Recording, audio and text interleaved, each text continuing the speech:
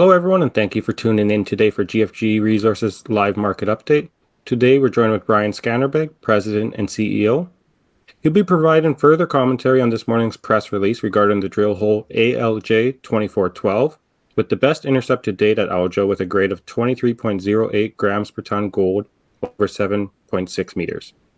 Just a couple of housekeeping items. This is a live Q&A, so do feel free to submit your questions in the chat, bottom right corner of your screen there. At any time during the presentation, we will be addressing them at the end. Also, this event is being recorded, and you can watch the replay within a few hours post-event. With that said, Brian, the floor is yours. Thanks, Kyle, and thanks to Six for the great introduction today. And I'm looking forward to talking about our results from Timmins. GFG Resources going for gold. I think it's an exciting time, not only for the gold space, but for juniors like GFG that are putting out great results. Just caution, I'm a geologist, I'm an explorationist, I'm an optimist. I will make forward-looking statements, and please, I would refer you to the website or to this slide for a review of those. When we think about GFG, we're a North American-focused gold explorer. This is a team that's done it before. Our thesis is district-scale opportunities, and what I'm going to talk to you about today about Aljo, which is on Goldarm, is one of our district scale opportunities, and also about Muskego, which is another district scale opportunity, both in Timmins. So you'll see a thesis as you move through the presentation today about where we're really focused. Timmins, it's a world-class belt, home to multiple operating world-class operations, and most of all, real high caliber ore bodies. This is why we work where we do. And the final point at the bottom here is, when you think about GFG, be aggressive, be disruptive, be advancing your projects, be active. And all those pieces are really, I think, what distinguishes GFG in this junior gold space. Before I go on to the technical details of this presentation, which is the nuts and bolts of Aljo and why 23 grams over 7 meters is really exciting, just a brief overview. We're about a 30 million market cap company. We would have around $3 million cash in the bank in June-wards timeframe. This is a team that's done it before. Myself and Rick and Anders and Mark, we were all ex-Claude Resources. Anybody that's followed Claude know there was a very strong discovery called Santoy Gap, and it translated to a lot of shareholder value build back in 2015 through 2016. Left side of this slide is ownership structure, very key. Find companies that have really strong long-term shareholders. So I would put our base on par with anybody's out there. We've got Alamos, exceptionally credible mid-tier producer as our largest shareholder. Groups like the Lundin family have backed us for a long time, and then some very large high net worth retail investors in the US as well. So a very good compact shareholder base, pretty large groups that we can wrap our hands around. On the upper right here is the chart. You can see we've had some traction here over the last month, both from a volume perspective and trading perspective. I think we can continue this. I think we have great results that we put out today, and I believe that we can follow these up and continue with the momentum. Quick snapshot on the exploration space is ultimately why gold exploration. We might ask ourselves that when the juniors universe is struggling as it is, but my thesis is relevant discoveries are still extremely valuable, and those positive stories out there, the Great Bears and the Snowlines and the Ruperts, those are relevant discoveries that are still unlocking massive value for shareholders. Big discoveries, relevant discoveries are still highly sought after, and GFG is a team that A, has done it before, and B, is really aware of the challenges of what's driving that graph of lower discovery trends over time. We're looking undercover. We're looking in highly productive belts. We're looking with advanced technology, and we're a team that's found it before. And I think that's a very positive recipe for success in the junior exploration space. Now, when I think about exploration, this is a map that shows our land position in Timmins. This is an area where you have immense infrastructure developed, controlled by majors like Newmont and IM Gold and McEwen and Alamos Gold. All have big pieces of infrastructure here, and they're here because of endowment. This map is about 150 million ounces of historic gold production and or current reserves and resources. I'm going to talk to you about Goldarm today. It's east of Timmins. It's along the Pipestone Break. And it's a land position that we would have added back about 3 years ago. Really fascinating results that we're publishing on Aljo. And you can see the number of mines owned by McEwen or Agnico or Newmont or Pan American that surround us there. Also going to touch base on Penn and the Muskego target out west of Timmins. So those are the two core areas. But I love this area because there's lots of big gold deposits, lots of infrastructure, and I think the presence of extensive cover means there's a lot more deposits to be found. And I'm going to speak to you about Muskego, which is an area out in here. And that rectangle doesn't look big on this map, but I've just circled an area that's 10 by 10 kilometers. It's a huge area out there, and one of the areas we're finding some really interesting results. So surrounded by majors, Timmins is a great place to make the next relevant discovery, and things like Aljo and Muskego are very capable of driving very large shareholder returns as we move through this exploration cycle. Speaking of news flow, this company has maintained activity over the last 24 months on par with any of our peers. We're publishing very strong results, and as you look through these results, most of these are economic hits. If they're a gram to gram and a half, these are shallow systems that would make a cutoff in a pitable scenario. If you're looking at 3, 5, 10, 20, 50 grams, these are more underground style intercepts. And what you see is we've been putting continuous news flow over the last 24 months. 23 over 7 is the result we published today. 14 over 7 is the result we published back about 3 weeks ago. They are amongst the best holes ever published by GFG. And when you combine them in a single hole, they are certainly the best hole ever drilled by GFG. Now I'm going to talk to you about Aljo specifically today. So we've moved east to Timmins, about 15, 20, 30 kilometers. It's a big land position. Our land position here is about 30 kilometers across.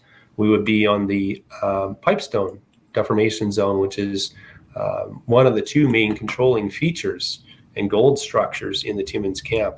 We would sit west of Fengib, very sizable deposit. Mayfair Gold controls that, and Moneta sits, the old Moneta, which is now Stellar Gold, sits just off the map on the right. But importantly, even just within this map, you see a lot of mill opportunity. The Stock Mill Complex, owned by McEwen. Holt Holloway is by Agnico, just off the map to the right, and to the west of us, which is being left on this map, would be both the Dome Mill and the Pan American Mill in the main Timmins mine complexes. I love Goldarm. It's a great property. It's regional in extent. Aljo's a great looking target. I'll touch base on Montclerg. Carr is an interesting one where we haven't even put a drill hole in it yet, but it's one that the team is really excited about as well. So just to locate yourselves, Aljo on the east end of our 30-kilometer land position, and it's where we put the drill results out this morning.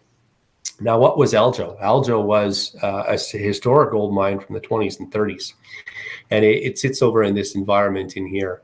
It was acquired as part of our land consolidation thesis back 3 years ago, 2.5 years ago. We were the Goldarm property together. Historic producer, not a lot of ounces, 20, 30,000 ounces, very high grade. As you're seeing in the results that we put out today, there is some very high-grade vein systems present in this area, and still only mined to a relatively shallow depth. We tested this program in this property first in 2023, and we had some good results. Economic intercepts at a shallow depth, good-looking vein systems, stacked vein systems, and this all led us to come back with a more aggressive program in 2024, and those are the results that we're putting in talking about today. Locating yourself again, the Pipestone break would be this structural corridor as I'm drawing it down through here. The Porcupine Duster would be immediately south of that. So we're sitting in the hanging wall or just north of these main structural breaks. It's an ideal setting to make a very relevant discovery and very good infrastructure in this area. This is a slide I want to spend most of our time talking about today. And what we've demonstrated here is that an old mine has a lot of legs underneath it. That's the simple part of the story. So the left is a plan map. The infrastructure that was developed here was in the 20s and 30s, and you can see some of these underground mine workings in this environment. And they're predominantly of two orientations, both northeast oriented, but also north-northwest oriented. And what those really tell you is here, there's two main vein orientations that are controlling gold. And some of those were mined down to relatively shallow depths in the 20s and 30s, and tested at also a very limited interval down in the late 80s. And so I show you that hole in this cross section as well. So GFG started here in 2023. We drilled what would be this hole here underneath the mine workings, and it came down really nice hanging wall zone that was outcropping at surface. It wasn't part of the historic mining. We came underneath the mine workings and saw some good numbers. Here's 20, 30 gram meter product material, and good VG through that interval back in 2023. And then we drilled down through into the footwall environment and actually started seeing new vein systems develop down here, 13 grams over 4 meters. And even that hole demonstrated the character of this system. 3, 4, 5 different vein systems, very good grade, presence of visible gold in a lot of those veins, and an underexplored footwall environment. So this was very encouraging when we look back at 2023. So we came back here in 2024, and we drilled 5 holes in 1,700 meters in June of this year. And our thesis was, look, there's lots of room to grow this along strike. There's lots of room to grow this at depth. Let's design a program that allows us to see scale potential for these stacked veins, both laterally and to depth. And let's design a program that helps us understand the geometry of these veins, what their orientations are, what the controls are, what the grade distribution is, and what the continuity is. So that's what we set about trying to achieve in this program. Hole 24-12 was the first hole drilled of this year's program, and now we've had 2 press releases on it. And even when we logged this hole, we could very clearly see this was quite a special hole. I think we had 9 or 10 different occurrences of visible gold down the hole, which just in itself is a representation of the system. Often you might see one VG bearing vein system or several, but when you start seeing these stacked vein systems and they're all hosting visible gold, it's a very, very good sign of the system. And so we drilled hole 12, and we initially released the first half of it. And we released that back 3 weeks ago. It was 14 grams over 7 meters. And that would be this interval up in here. Very nice intercept, visible gold, stacked veins, and quite a broad mineralized envelope of veining as well. That would relate to some of this hanging wall veining and entrenching. Hanging wall would be in interpretation would be that way. And we kept drilling this hole. So it was great to see that intercept we published in the first round of holes. Now, today we published the remainder of this hole, and it's even better than the first intercept we published. 23 grams over 7 meters was the intercept related to the down dip of the historic mine workings. And that would really sit right on this intercept here. And the yellow here are kind of mineralized envelopes. You see them steeply dipping to the southeast in terms of our exploration model. You see a number of these porphyry dikes that are quite integral in terms of controlling the mineralization. And here we stepped down 80 meters and found an exceptionally good hit. And interestingly, when we related back to a hole from 1988, this was 10 over 10, which, this is no doubt an economic hit. So we're proving continuity on dip here with the intercepts we published today, and that is truly an astounding hit, best hole ever drilled by GFG. Now, we talked yesterday on a VG session with Six, and some of you may have listened, and we talked about the presence and abundance of GFG and VG and what to make of it here. So I'll certainly flag there's a 210 gram intercept over 0.8 meters. That's certainly the highest grade section that was at an abundance, probably 50 or 60 grains of visible gold. Very nice intercept. Surrounding that, we kind of had 0.5 gram, 1 gram material. Now we composite that at a given cutoff. For us, it's 0.2 in terms of where we quote them. So I would say there's an envelope that has some lower grade material, and there's certainly higher grade portions to it within it. And that's a characteristic of this system. What I really like is just the number of vein systems and how they're showing continuity. And even when we go further down this hole, we continue to understand more about the system. So I would flag this was a 13 grams over 3.5 meter intercept from last year. And we saw it tied to this diorite dike at depth. And when we look at the depth continuity of it, lo and behold, we had another VG occurrence down here. It didn't grade super high. I think the peak assay on that was about 2.5 grams. but it was a VG bearing vein, and those are exceptionally positive and it's proving continuity. So what have we really shown here? Okay, we've shown there's three main vein systems that we're starting to understand the geometry of. We've tested them down to about 200 meters depth, so we're still actually pretty shallow in the big scheme of an underground mine. Lots of room to grow this thing to depth, and lots of room to grow this along strike as well. The pending holes that we still have in the queue are both off to the west in this environment and off to the east, where we did our best to step out on the system and try to understand the scale and character and orientation of these vein systems. So that's really the focus of today's release, and this was to showcase, we drilled further in a dip scenario underground beneath these historic mine workings, and we had our best intercept to date, and I think we have some more very positive results coming in the queue as we look out for further step out holes as well. Anytime you can show 10 plus gram material over mineable widths, those are exceptionally economic. So I would take these two intercepts here, which are in the sort of 150 to 200 gram range in terms of gram meter products. Those are exceptional, and they are high quality, high grade, shallow intercepts that we're finding in this system.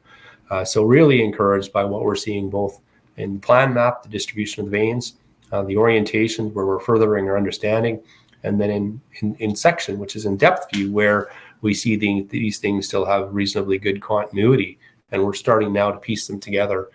And if you can step down 80 meters and say, look, there was 4 VG bearing veins in there, and we tracked 3 of them down to here, very encouraging. And no doubt that, I think there's exceptionally strong potential. We will continue to outline these shoots as they move to depth and look to grow them along strike as well.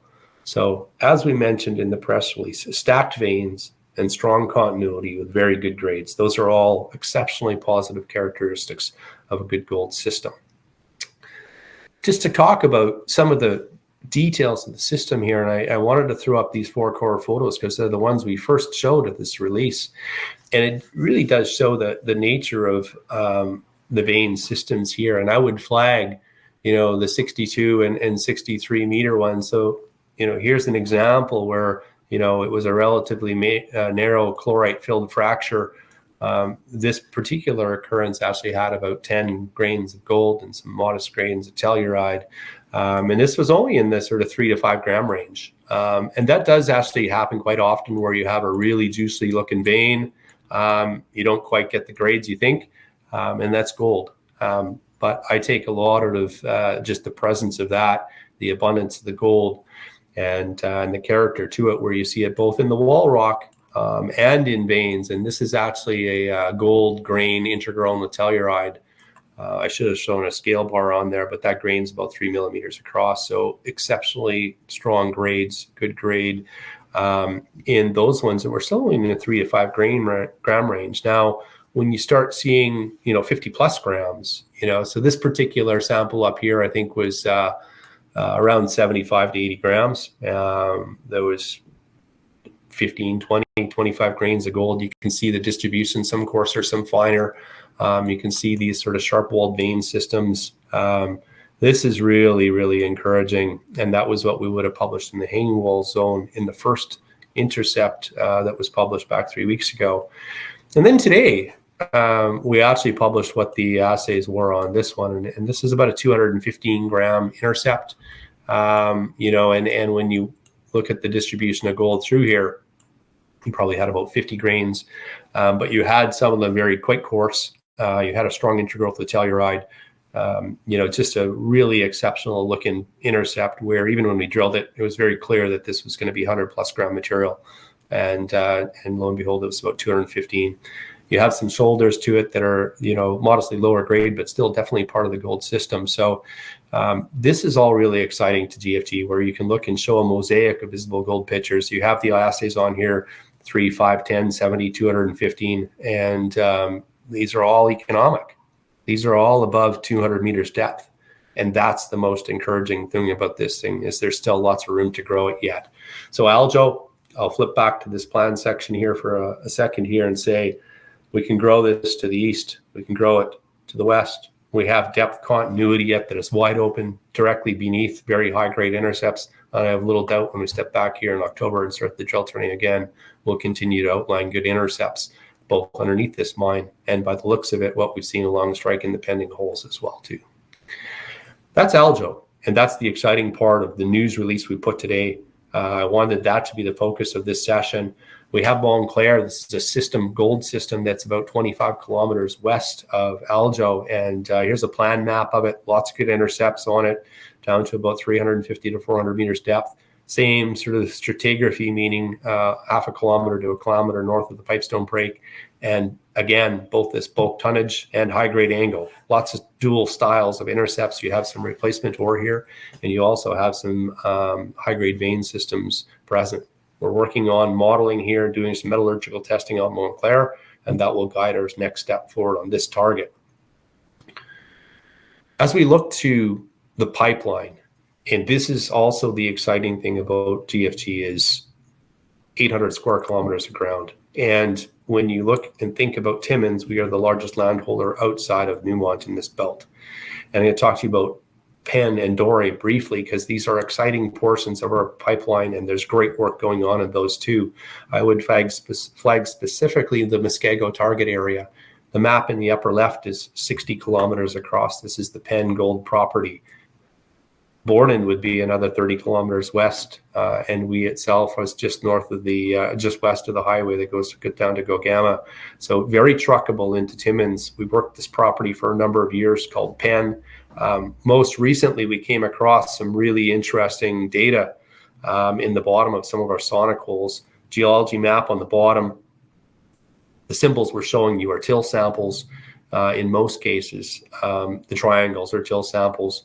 The squares are where we drilled sonic holes through to get further material for till sampling. And lo and behold, one of those hit bedrock mineralization.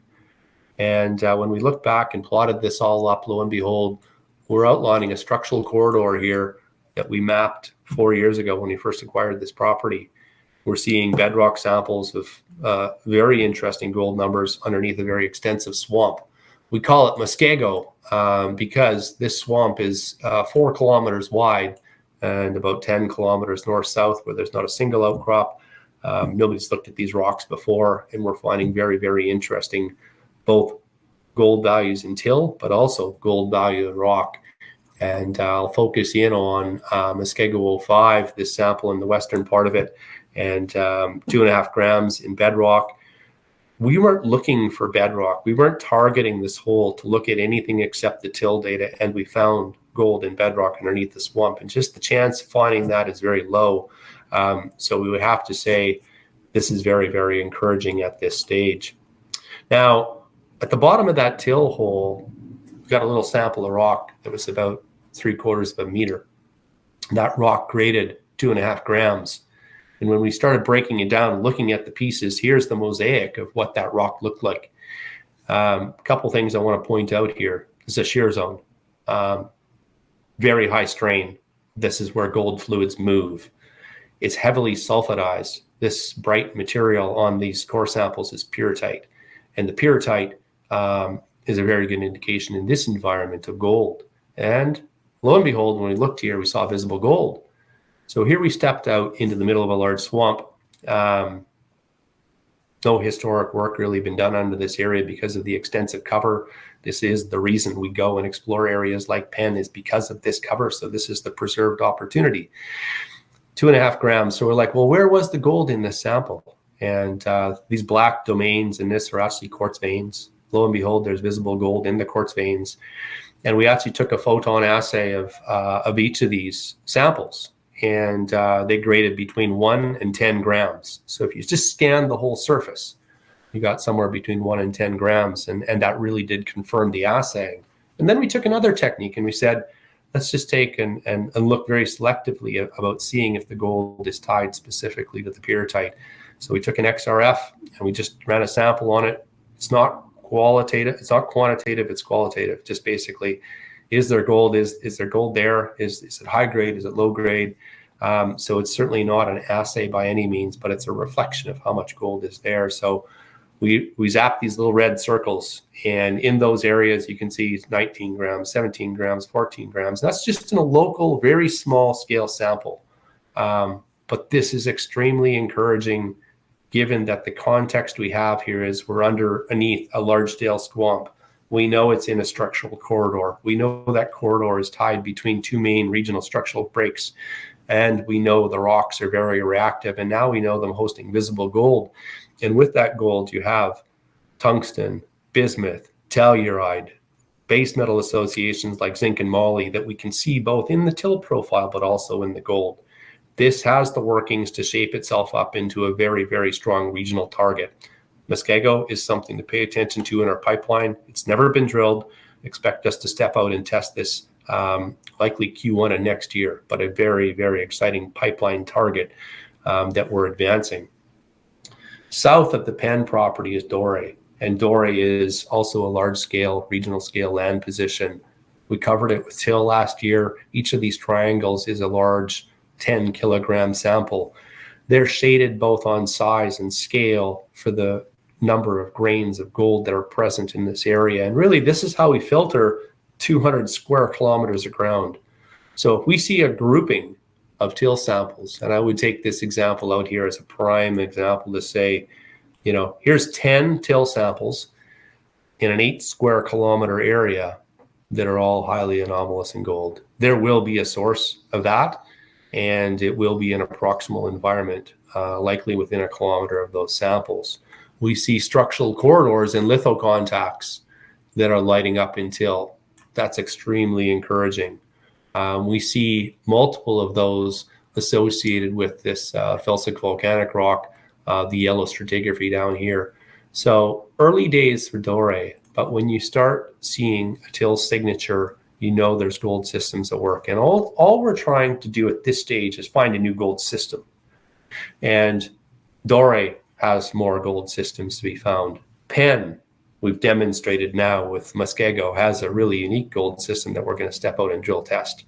And what we're showing at targets like Montclerg and Aljo is that we also have advanced targets that will move towards resource in our pipeline as well. So overall, GFG is an exceptionally large landholder in Timmins in one of the most productive belts in the world. We just put out today exceptionally high-grade results from Goldarm that reinforced what we think of that system as being a stacked vein array that can host high-grade, very shallow systems. We also are talking about what we're seeing at Penn and Dore being very high-quality exploration targets that can advance towards the discovery stage. And think about the map here. We're sitting between IAMGOLD and Evolution and Newmont and Alamos. This is why we work in this belt. Great endowment, great infrastructure, lots of piers here, and lots of preserved endowment. So we're going to go and spend about $2.5 million in the ground this year in Timmins. We still have a fair bit of powder left in that budget. And by that, I mean we'll drill about 4,000 meters in the remaining H2 of this year. Focused Aljo, also on CAR, doing the work on some of the other targets, Lake Montclerg, advancing Muskego to a drill stage and refining it through both geochemical and geophysical methods, and taking something like Dore and getting it to something that might be a drill-ready stage as well. So this is really exciting for the portfolio in Timmins.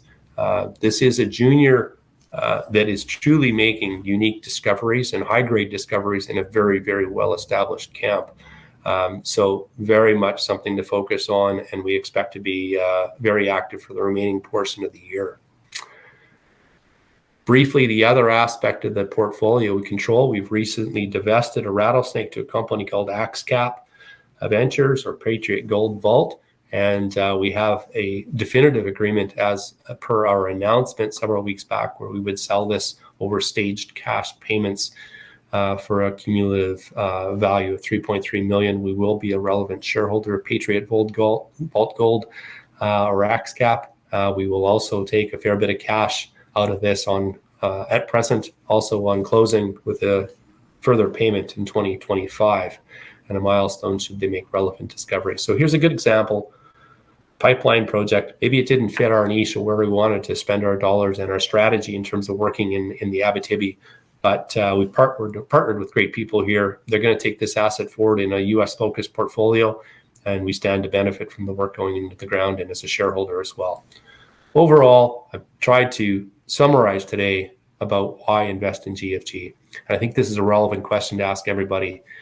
Quality people, truly district scale assets. We've got a technical team that's found ore bodies before. We've also developed them and mined them and made good value return for our shareholders. Good, strong shareholder base, always key. And I'm always thankful to our investors, the likes of Alamos and likes of groups like the Lundins and even high net worth individuals that have supported us both in the market and through our financings. We've got a good balance sheet. We can continue to fund a very aggressive program in Timmins. And I think this is a really great example of a well-funded junior doing excellent work in a well-endowed belt. And with that, I will wrap up the presentation and happy to take any questions you might have.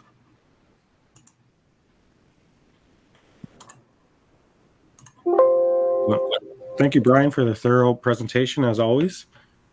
Excuse me. We do have a few questions in the chat as well as via email, but just a reminder for people that came in late, please feel free to submit your questions in the chat in the bottom right corner of your screen. Now, I noticed that some of the sections with visible gold didn't grade. You said 9 to 10 VG showings, right? Did I miss something, or can you please explain why?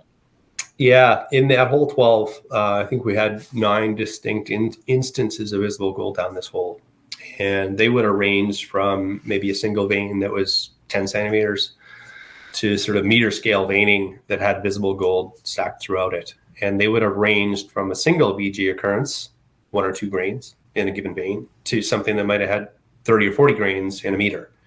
And so when we talk about and have published these assays, people might so wonder, well, like, oh, you had 9 occurrences of visible gold. Why are you talking about, here 2 really high quality intercepts? What happened to the other ones? The other ones are in there. They actually graded 1, 3, 5 grams through them. So every VG occurrence that we logged graded greater than a gram. So there was an assay, direct assay correlation with log visible gold. And there actually was a direct correlation with the number of grains. So we could have looked at it and said, look, that's 30 or 40 grains. That was 200 grams. And those grains were big. Or we could have looked at it and said, here's a 10 to 20 grainer. And that graded like 70 or 80 grams. So there was a pretty good correlation with what we logged. And I'm just thankful. This is gold. So you always have the impact of the nugget effect, which is you might see gold and it might not show up to the degree you think in the assay. But at this stage, I'm very happy with the degree of correlation between logging of visible gold and our understanding of the system and what the assays are showing us. And at this stage, do you have an idea what the potential size at Aljo could be? It's too early to tell. We drilled something down to 200 meters depth. You see good continuity of vein systems. We've got a strike length that's still relatively short right now, but we can grow it with step out holes as well too. So I think it's just too early to talk about scale. We think there's good opportunity to grow and create something that might be economic here, and we are definitely excited to get back out here and drilling some more. So at this stage, give us another round of drilling, then we'll start thinking and talking more on scale. Well, yeah. Why don't you touch on the other 4,000 meters, I believe? First off, can you drill this target year round? And if so, could you drill it a little more aggressively? We can drill this target year round. It is fairly road accessible, gravel road off the main highway. It's not in a wet environment, most of it. And there's already a number of permitted drill sites that are available for testing. So we can drill this target year round. When we think about 4,000 meters and wanting to test, let's just take a search space of about 400 meters. So you're going to average maybe 300 meters a hole. So 8 or 10 holes would be kind of a benchmark program to achieve 4,000 meters in this area. So I kind of like that number. When you think about the objectives of the program that we would have lined up for H2 this year, continue to showing the depth potential here. So you might see us go down another 100 meters and say, what's this system look like continuing on depth? You might see us drill this at a different angle. And part of the challenge you have when you have bidirectional vein arrays is you either you're drilling oblique to them both, or you're drilling parallel to one or parallel to the other. And to get the best structural understanding, probably appropriate to turn the rig a little bit. You might even turn it 80 or 90 degrees and say, okay, let's look at this from a different angle and see if our model holds together and what it implies about vein orientation and continuity and grade continuity as well.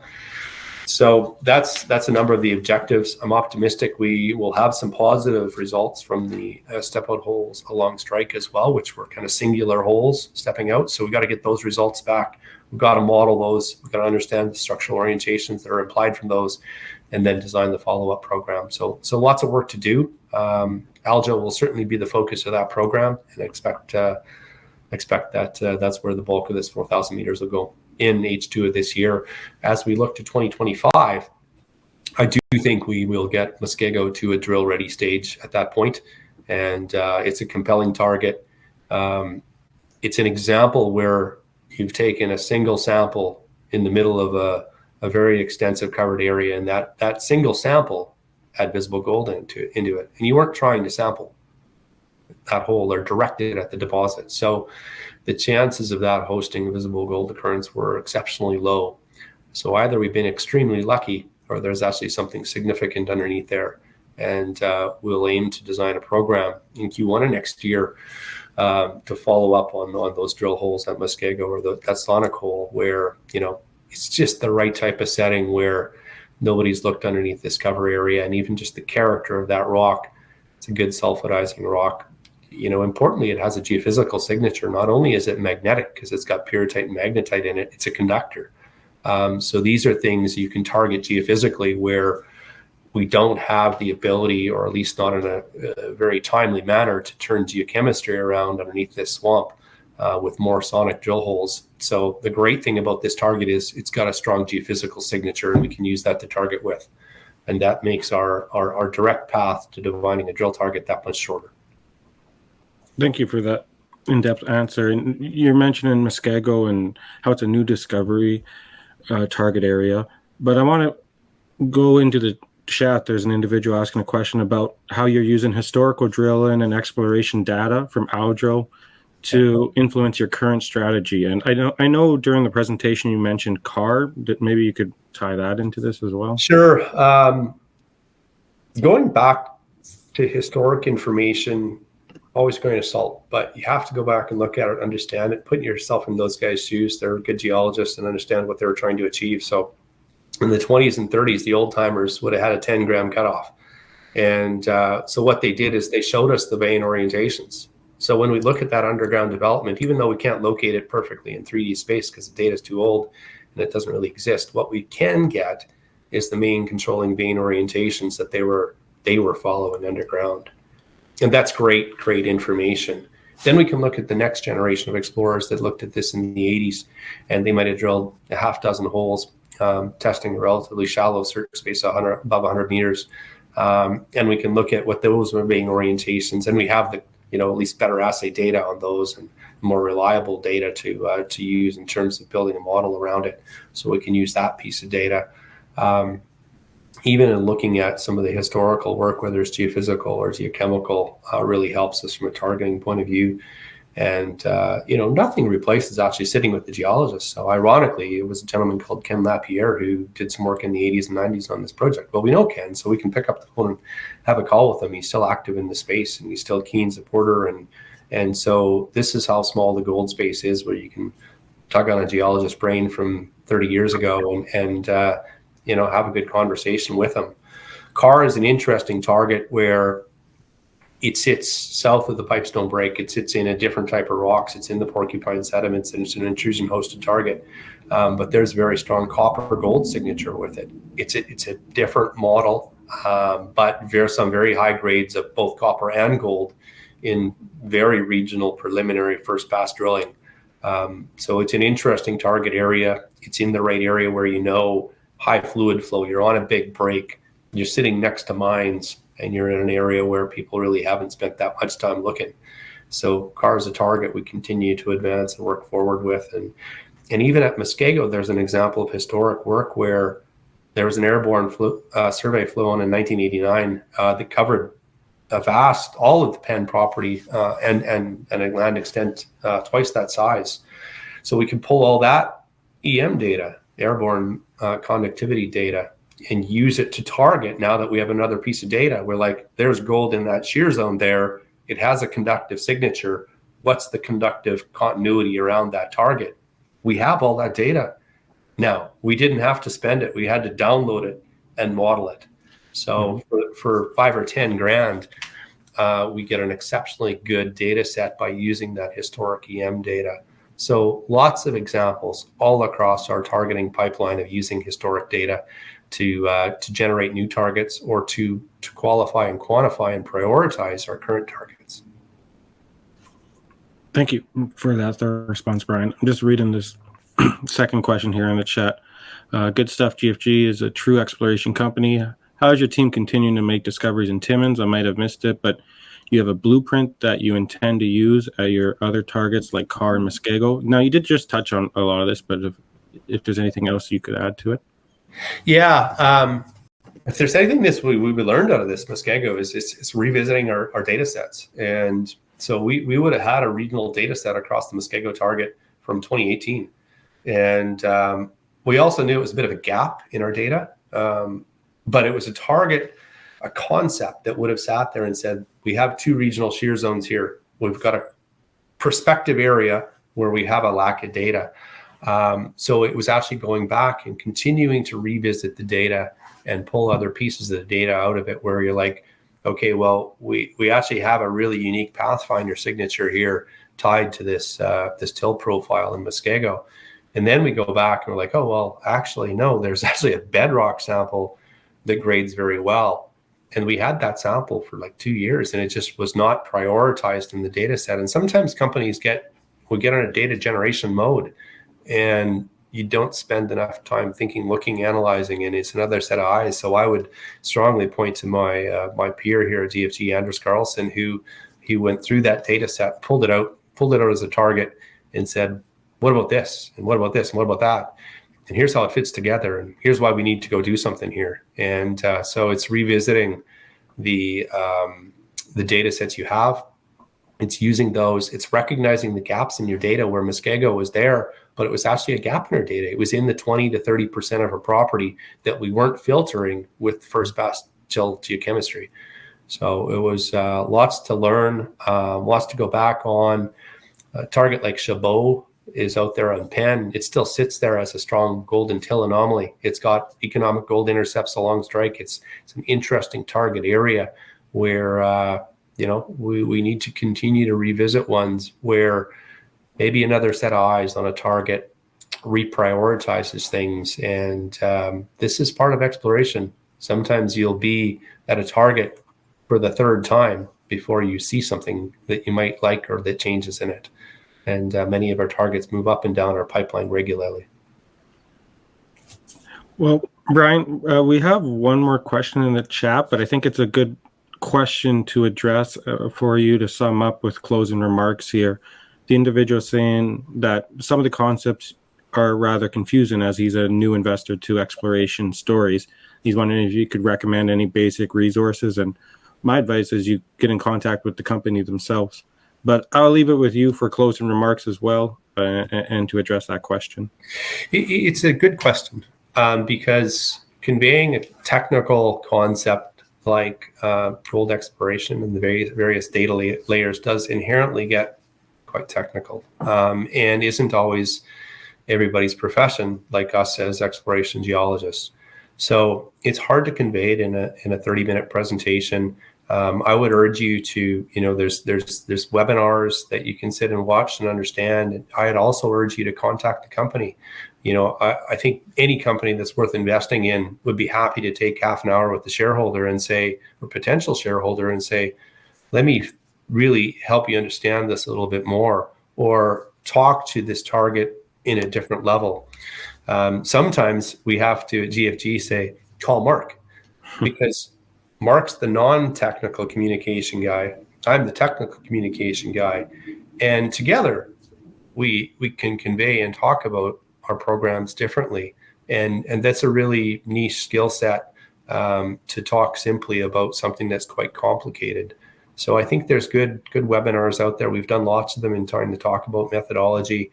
I think SIX does a good job of trying to educate investors on what to look for, what not to look for, what are some of the pitfalls in this space, and I think use management to the best of your ability to educate yourself on what matters. So all of those things would be helpful.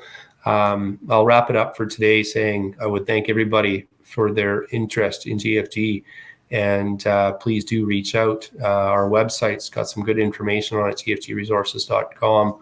Mark LePage or myself or Anders Carlson are more than happy to take time and educate or talk to investors. So please call us at the office here in Saskatoon. And if you happen to be down even in Beaver Creek as an investor, we will have some presence there. So I would thank everybody for that today, and look forward to keeping in touch with yourselves. Thank you.